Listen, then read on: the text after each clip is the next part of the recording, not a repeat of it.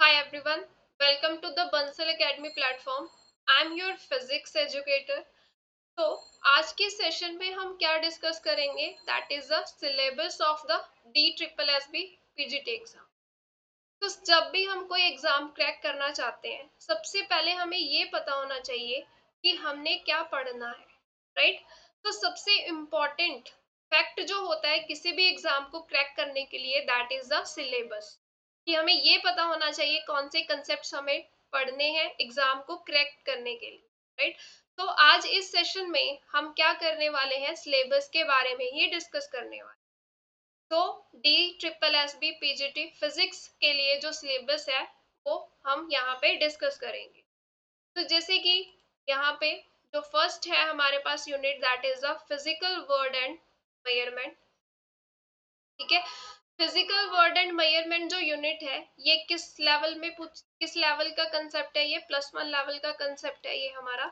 और इसके अंडर जो कंसेप्ट्स हमें पढ़ने हैं वो कौन कौन से कंसेप्ट्स है, जैसे यूनिट्स हो गई हमारे पास, जो डिफरेंट फिजिकल क्वांटिटीज होती है उनकी यूनिट्स के बारे में हमें पता होना चाहिए, सिस्टम ऑफ यूनिट्स के बारे में हमें पता होना चाहिए, राइट।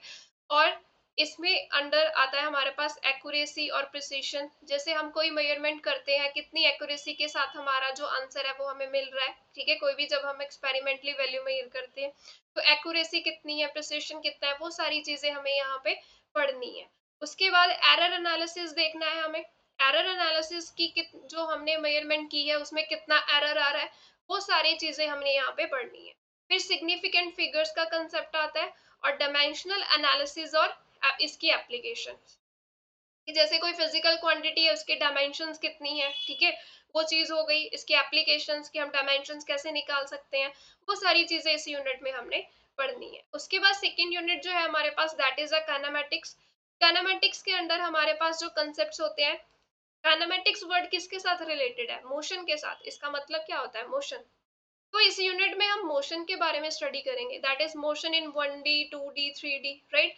तो इनके ग्राफ्स भी डिस्कस करेंगे कि अगर वन डायमेंशनल मोशन हो रहा है, किसी ऑब्जेक्ट की पोजीशन चेंज हो रही है, स्पीड चेंज हो रही है विद द टाइम, ठीक है, उसको ग्राफिकली रिप्रेजेंटेशन कैसी होगी, different types of motion, average speed क्या होती है, non uniform uniform motion, accelerated motion क्या होता है, इनके ग्राफ्स हो गए। ये सारी चीजें हमने यहाँ पे पढ़नी है। उसके बाद जैसे हम मोशन को स्टडी कर रहे हैं तो हमें ये क्वांटिटीज भी क्लियर होनी चाहिए कि स्केलर्स क्या होते हैं, वेक्टर्स क्या होते हैं, ठीक है, स्केलर और वेक्टर के एडिशन हम कैसे कर सकते हैं, रिलेटिव वेलोसिटी क्या होती है, और स्केलर प्रोडक्ट और डॉट प्रोडक्ट क्या होते हैं, कैसे फाइंड कर सकते हैं।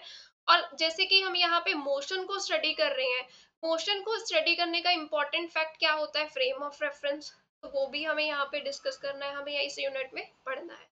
उसके बाद जैसे ही हम यहाँ पे वेक्टर्स के साथ डील कर रहे हैं तो यूनिट वेक्टर क्या होता है, राइट, कौन कौन सी फिजिकल क्वांटिटीज जो है वो वेक्टर क्वांटिटी होती हैं, ये भी पता होना चाहिए।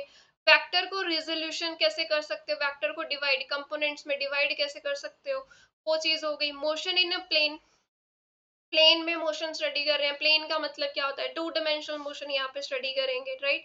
Uniform and non uniform motion, uniform velocity क्या होती है, यूनिफॉर्म एक्सलरेशन, प्रोजेक्टाइल मोशन हो गया, ये सारी चीजें हम यहाँ पे डील करेंगे काइनेमेटिक्स के यूनिट के अंदर।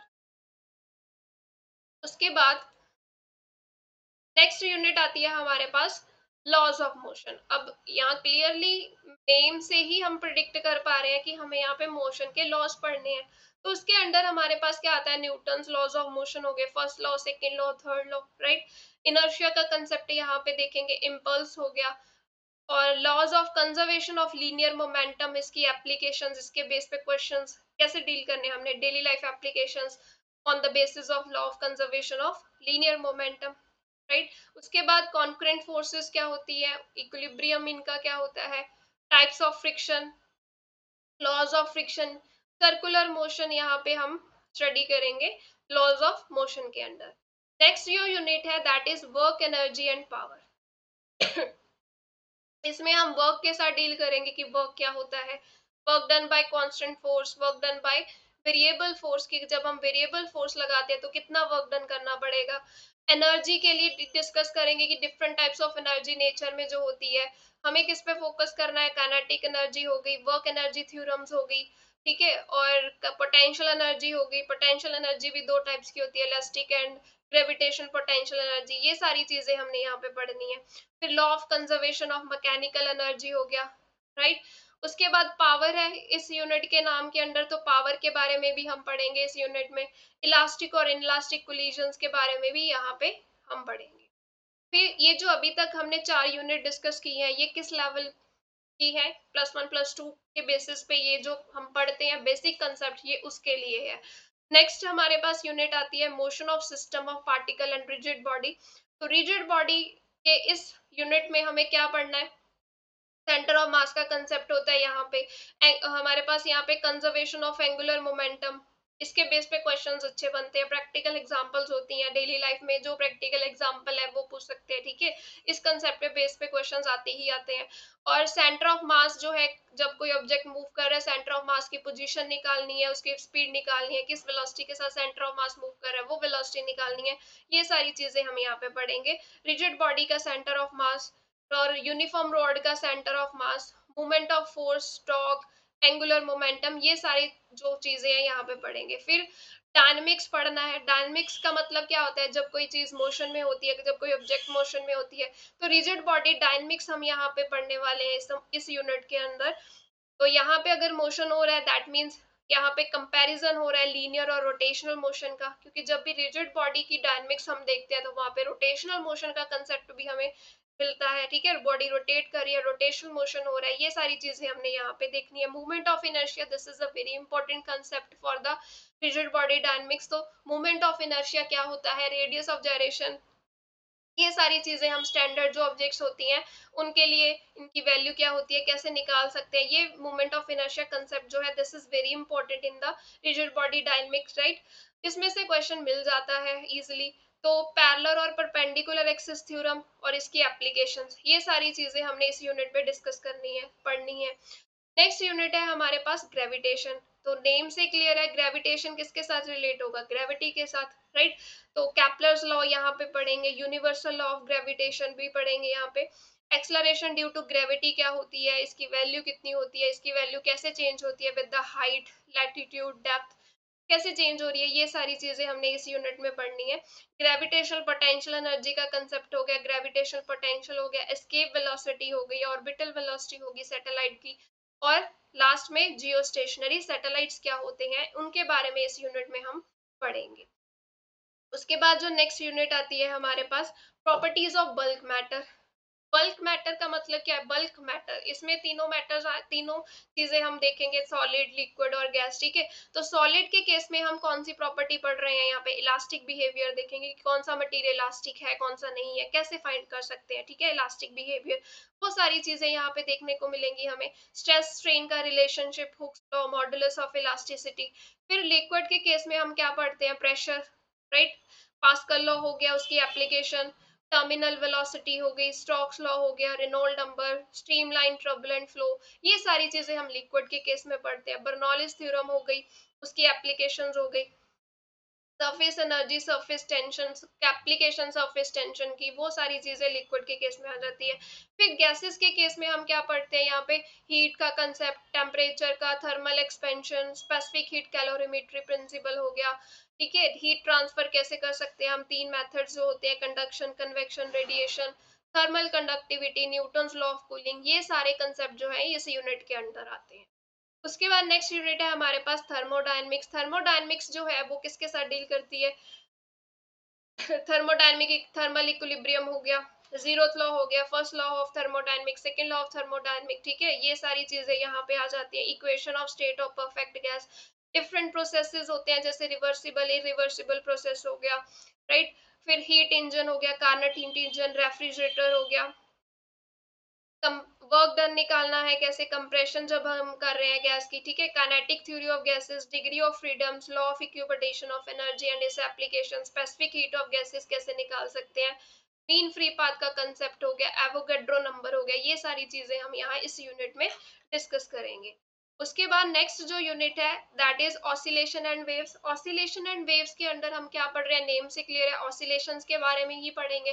तो यहाँ पे जो इंपॉर्टेंट कंसेप्ट आता है, सिंपल हार्मोनिक मोशन, तो ऑसिलेशन और की ना सिंपल हार्मोनिक मोशन वो क्या होता है, पीरियोडिक मोशन क्या होता है, इस मोशन की फ्रिक्वेंसी, डिस्प्लेसमेंट हो गई, पीरियोडिक फंक्शंस कैसे होते हैं, सिंपल हार्मोनिक मोशन की equation, phase oscillation, restoring force कितनी होती है, फोर्स कांस्टेंट, ये सारी ऑसिलेशंस का कंसेप्ट यहाँ पे पढ़ेंगे। सबसे important time period, right, time period निकालना, कैसे निकाल सकते हैं ऑसिलेशन का टाइम पीरियड, उसकी काइनेटिक एनर्जी, पोटेंशियल एनर्जी, ये सारी चीजें यहाँ पे आती है। और वेव्स के अंडर क्या आ जाएगा हमारे पास, लॉन्गिट्यूडनल और ट्रांसवर्स वेव, वेव मोशन क्या होता है, ठीक है, लॉन्गिट्यूडनल ट्रांसवर्स वेव्स हो गई, speed of wave motion, principle of superposition of waves, Doppler effect, beads, standing waves in the string and organ pipe, organ pipe जैसे closed pipe, open pipe, ठीक है, उसमें जो फ्रीक्वेंसी होती है ऑसिलेशंस की, वेव्स की फ्रीक्वेंसी वो कितनी होती है, ये सारी चीजें हम इस यूनिट में पढ़ेंगे। फंडामेंटल मोड एंड हार्मोनिक्स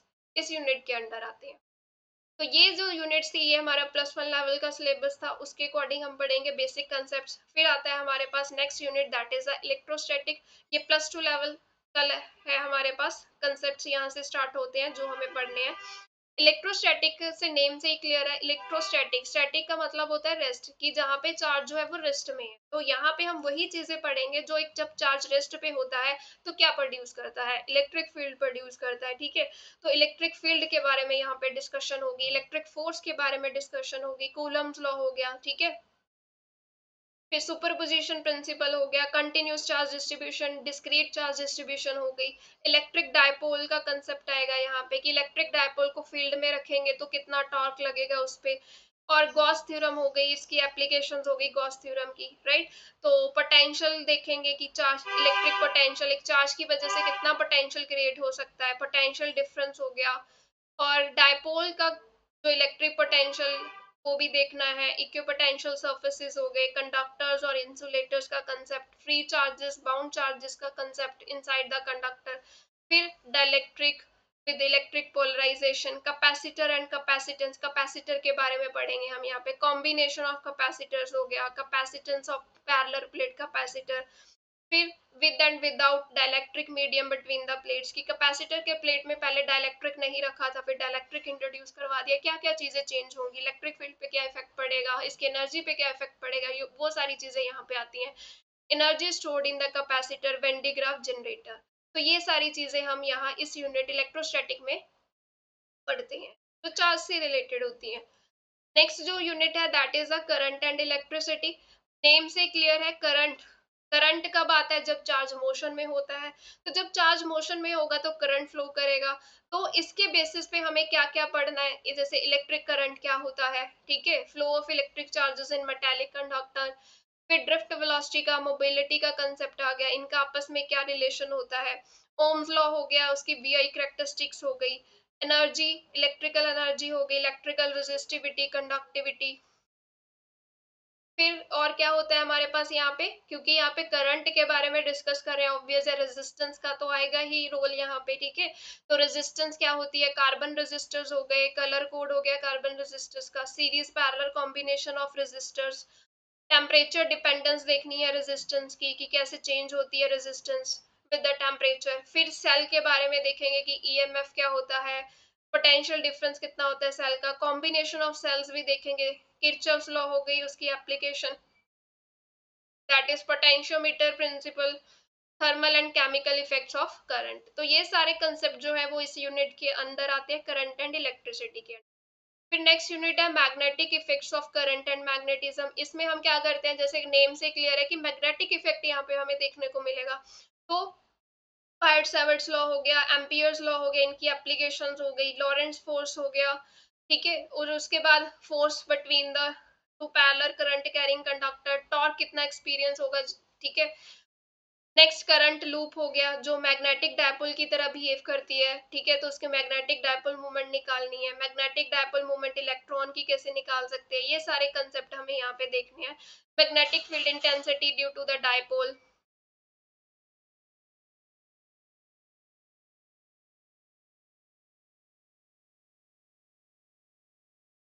फिर we will discuss about the bar magnet, solenoid का कंसेप्ट कि उसकी वजह से कितनी मैग्नेटिक फील्ड होती है, उसकी मैग्नेटिक फील्ड लाइंस कैसी होती है, अर्थ मैग्नेटिज्म का कंसेप्ट आता है यहाँ पे, राइट।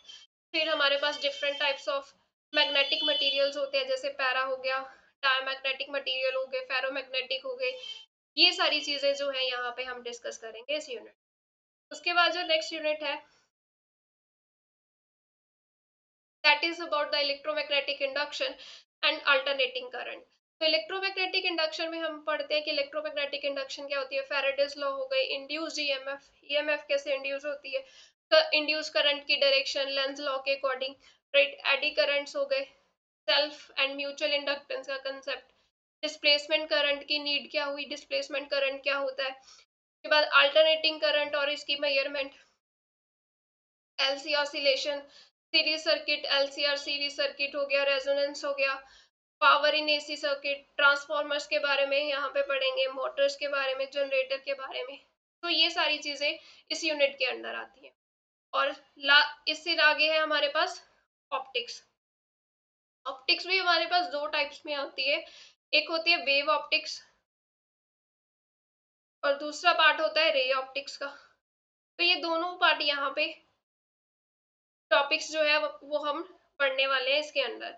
तो जैसे सबसे पहले आता है रिफ्लेक्शन क्या होती है, लाइट, ठीक है, reflection phenomena through the spherical mirror, plane mirror, ठीक है, मिरर फॉर्मूला, रिफ्रैक्शन का प्रोसेस, टोटल इंटरनल रिफ्लेक्शन हो गई, ऑप्टिकल फाइबर का कंसेप्ट हो गया, refraction through spherical surfaces, lenses, thin lens formula, lens maker formula, फिर मैग्निफिकेशन पावर लेंस की, जब लेंस कॉम्बिनेशन में होते हैं तब उनकी पावर फाइंड करनी है हमें, वो चीज आ गई, पावर हो गई, स्कैटरिंग ऑफ लाइट हो गई, उसकी एप्लीकेशंस। ऑप्टिकल इंस्ट्रूमेंट के अंदर हमारे पास आता है ह्यूमन आईज डिफेक्ट, इसकी करेक्शन हो गई, माइक्रोस्कोप एंड एस्ट्रोनॉमिकल टेलीस्कोप।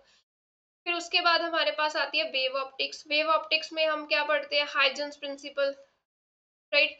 फिर हमारे पास आता है reflection and refraction of plane wave at the plane surface using the wave front. Wave front का कंसेप्ट आता है यहाँ पे, इंटरफेरेंस, डायफ्रेक्शन हो गई, पोलराइजेशन होगी, ये सारी चीजें हम इस यूनिट में पढ़ने वाले हैं। डायफ्रेक्शन थ्रू सिंगल स्लिट हो गई, रिजॉल्विंग पावर हो गई माइक्रोस्कोप और टेलीस्कोप की। फिर पोलराइजेशन के प्रोसेस जो है वो हम देखते हैं कि उसमें ब्रूस्टर लॉ हो गया, वो देखना है हमें इस यूनिट में। और फिर पोलराइज लाइट कैसे प्रोड्यूस करते हैं, पोलराइजेशन ऑफ लाइट की एप्लीकेशन क्या है, वो सारी चीजें यहाँ पे वेव ऑप्टिक्स के अंदर आती है। उसके बाद जो नेक्स्ट यूनिट है हमारे पास मॉडर्न फिजिक्स। मॉडर्न फिजिक्स में हमारे पास आता है ड्यूल नेचर, इसके अंदर हम पढ़ेंगे dual nature of light, right, dual nature of radiation. जैसे इसमें हमें फोटो इलेक्ट्रिक इफेक्ट पढ़ना है, ठीक है, आइंस्टाइन फोटो इलेक्ट्रिक इक्वेशन हो गई, कॉम्पटन इफेक्ट हो गया, diffraction of X-rays, Bragg's law, Hall effect, ये सारी चीजें हो गई।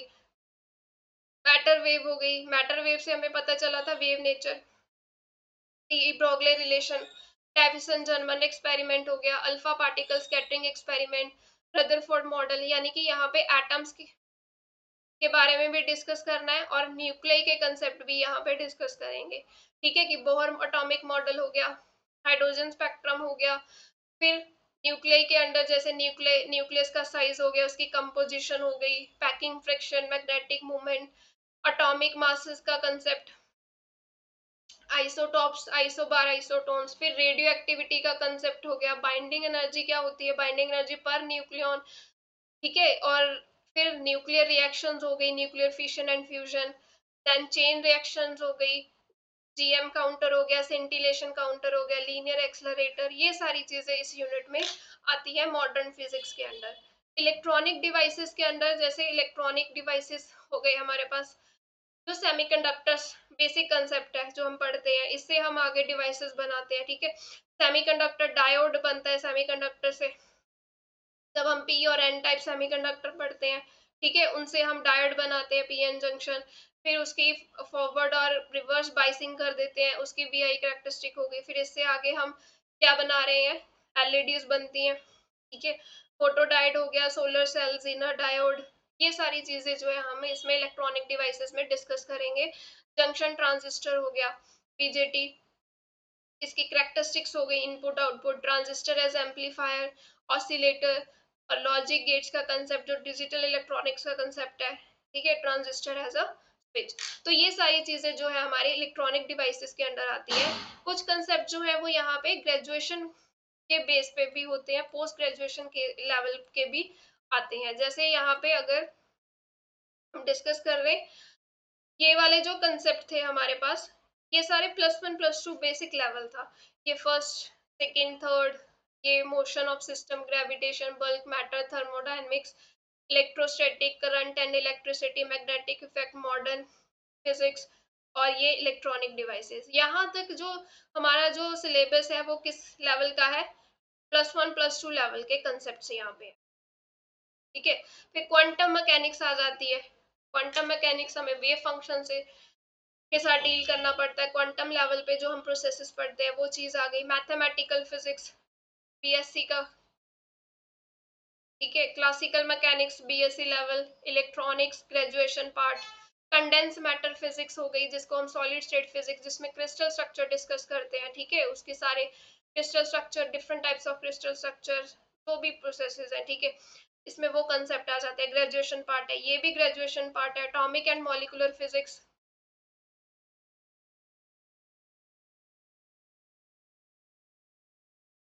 न्यूक्लियर एंड पार्टिकल फिजिक्स हो गई, मटेरियल साइंस हो गई, ठीक है। Numerical analysis, laser physics, classical field theory, materials की कैरेक्टराइजेशन, की कैरेक्टरिस्टिक प्रॉपर्टी स्टडी करना, ये मटेरियल साइंस के अंडर ही आते हैं ये टॉपिक्स।